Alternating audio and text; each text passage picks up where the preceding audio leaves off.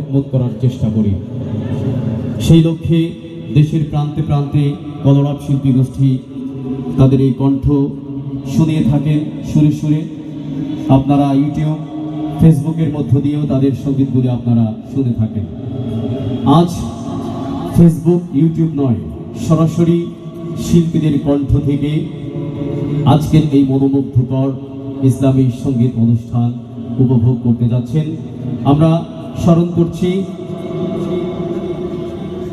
যে সমস্ত শহীদদের বিনিময়ে দেশের সুন্দর একটি পরিবেশ পরিস্থিতি আমরা পেয়েছি, যে সমস্ত আন্দোলনরত ছাত্র ভাইয়েরা শহীদ হয়েছেন, তাদের রূহের মাগফিরাত কামনা করছি। আল্লাহ পাক তাদেরকে পরকালীন জীবনে জান্নাতুল ফিরদাউস নসিব করেন, সকলে বলুন আমিন। আমরা এখনই আমাদের মনোমুগ্ধকর অনুষ্ঠানের মূল কার্যক্রম শুরু করতে যাচ্ছি। শুরুতেই কালামে পাকের তেলাওয়াত।